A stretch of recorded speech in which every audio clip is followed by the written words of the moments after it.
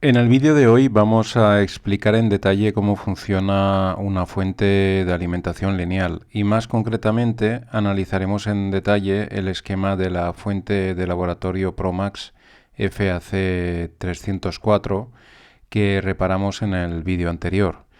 Esta fuente de alimentación de laboratorio fue muy popular en los años 80 en España.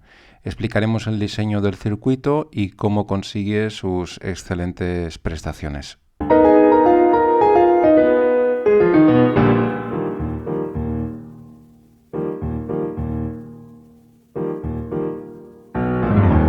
En el vídeo anterior vimos el diagrama de bloques simplificado de una fuente de alimentación lineal. Como sabemos, el objetivo de una fuente de alimentación es entregar un voltaje constante, minimizando el rizado y cualquier tipo de ruidos en la salida, independientemente de la carga. En general, todas las fuentes tienen una primera etapa de transformación, rectificación y filtrado convencionales.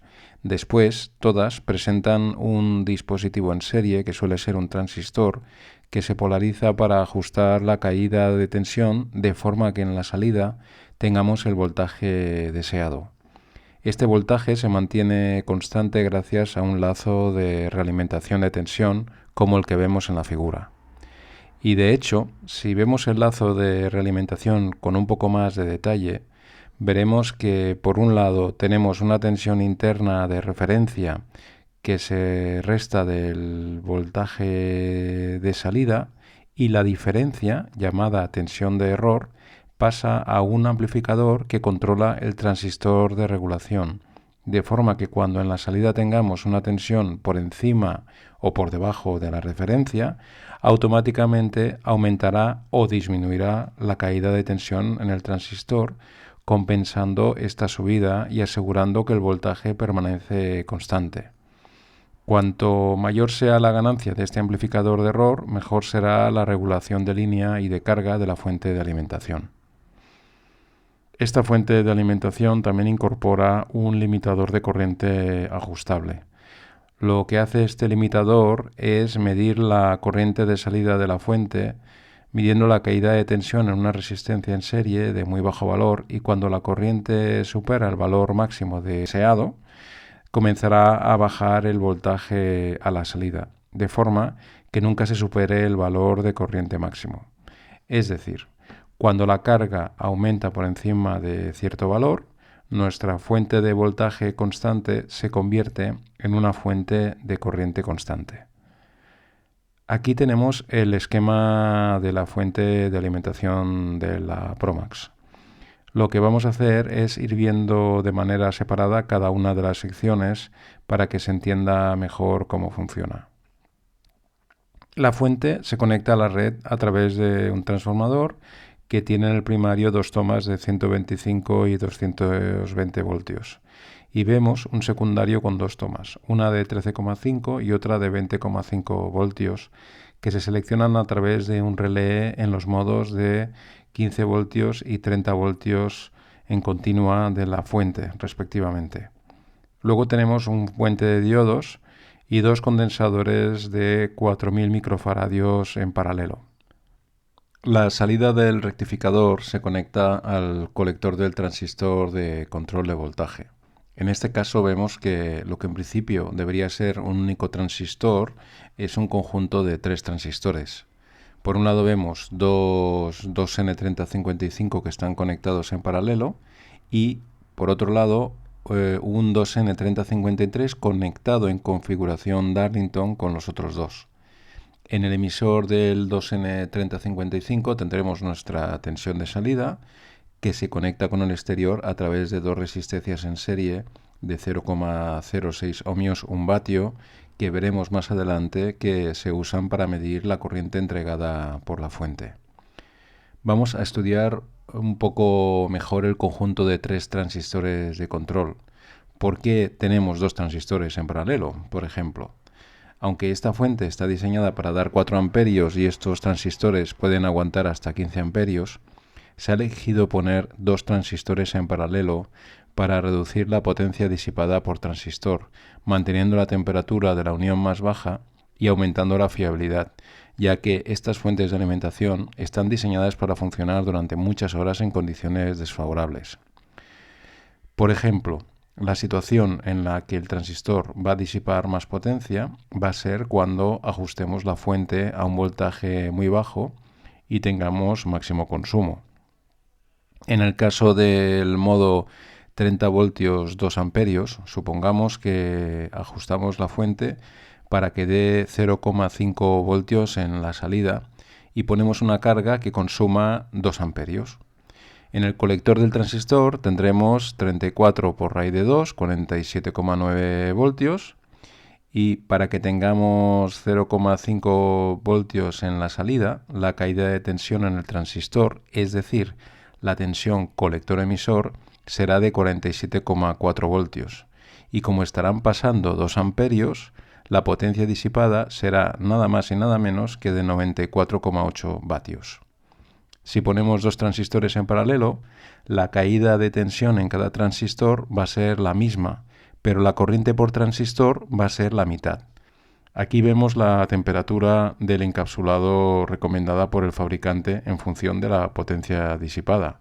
Y vemos que para 47,4 vatios la temperatura máxima permitida del encapsulado es de 125 grados. Esto significa que puede estar más caliente sin que comprometamos la fiabilidad del dispositivo. Esto relaja la especificación del disipador de calor, permitiendo que no sea excesivamente grande y permite mantener, en general, un buen margen para asegurar que los transistores no estarán excesivamente estresados en ninguno de los casos. Un tercer transistor está puesto en configuración Darlington, como hemos explicado antes, es el 2N3053. Está conectado con los otros dos formando esta configuración. Esto permite aumentar la ganancia de corriente de base, también conocida como beta, de forma que se reduce la demanda de corriente que necesita manejar el transistor de control 2N4288. Si vemos la ganancia de corriente del 2N3055, veremos que es relativamente baja y todavía más para corrientes de colector elevadas. Por ejemplo, para 4 amperios tendremos una HFE, una beta, de 35, lo que requeriría una corriente de base de 114 miliamperios. Al montar los 2N3055 y el 2N3053 en configuración Darlington, la beta equivalente será el producto de ambas, por lo que se reduce significativamente la corriente de base del conjunto. Ahora vamos a cerrar el lazo. Esta es la sección donde sensamos el voltaje de salida, lo comparamos con la referencia interna y generamos la tensión de control necesaria para mantener el voltaje de salida constante. Y aquí vemos la implementación de este lazo en el circuito de la fuente Promax. Vemos que esta sección se alimenta desde un bobinado separado de 15 voltios que va a un doble rectificador donde tendremos tensiones de signo contrario que se usarán para alimentar el amplificador operacional MUA741. Este operacional fue muy popular en los años 80 y todavía se sigue usando en algunas aplicaciones.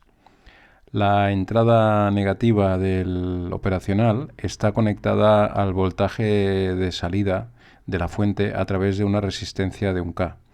Y en la entrada positiva tendremos el voltaje de referencia que podremos cambiar ajustando los potenciómetros P1 y P2, que son los potenciómetros de ajuste de voltaje de la fuente de alimentación. Se puede ver que hay un Zener de 6,3 voltios. Esta es la referencia interna de la fuente. Y esta referencia proporciona un voltaje estable de forma que ajustando el divisor de tensión podemos cambiar el voltaje que llega a la entrada positiva del amplificador, de forma que cambiaremos el voltaje que deseamos a la salida de la fuente. Vemos también en las características del 741 que la ganancia en continua es de 200.000.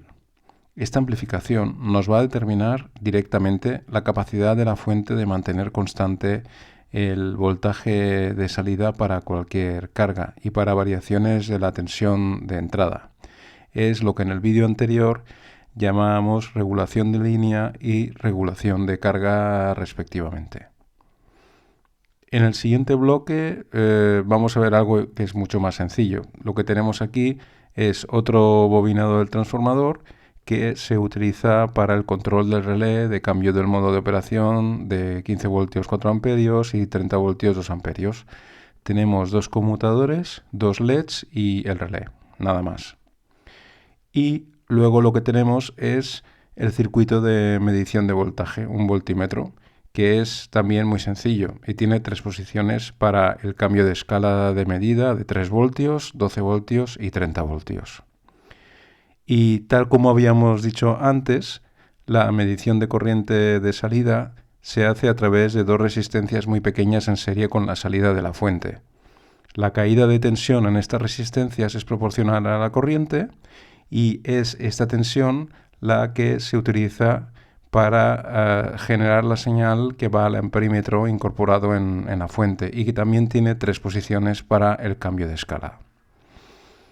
Por último, tenemos el circuito limitador de corriente. Cuando el voltaje en la resistencia de medición de corriente, que está conectada a los transistores T103 y T104, según el punto donde ajustemos el potenciómetro P4, podemos controlar el punto de polarización del transistor, de forma que cuando la corriente que entrega la fuente supera cierto valor, el voltaje detectado hace conducir los transistores, forzando a la caída de tensión de la fuente. Podemos ver que el lazo de control de tensión y el de corriente están conectados a la base del transistor de control de voltaje de la fuente. Bueno, pues con esto ya hemos concluido el análisis del esquema de la fuente Promax. Y la verdad es que este ejemplo ha sido muy útil porque casi todas las fuentes de alimentación lineales son muy parecidas a esta. En todas tendremos siempre una parte de rectificación y filtro. Luego hay una parte de control de voltaje, un transistor o grupo de transistores, donde hay una caída de tensión. Luego hay un lazo de realimentación de voltaje para mantener la tensión de salida constante al valor deseado. Luego al final también tienen un control de corriente, de manera que se limita la corriente cuando supera cierto valor determinado por el ajuste de un potenciómetro. Y lo dicho, todas son iguales a esta en general. Y una vez visto este esquemático, pues ahora pues podemos abordar casi cualquier ejemplo muy parecido. Espero que haya servido este vídeo para aprender algunas cosas. Hemos visto algunas consideraciones de diseño también que me parecían interesantes, como el tema de los transistores y la disipación y ese tipo de cosas. Y bueno, si hubiera algún aspecto que os pareciera de especial interés para tratar en un vídeo aparte, pues no tenéis más que decírmelo en los comentarios. Espero que os haya gustado. Nos vemos en otro vídeo. Hasta luego.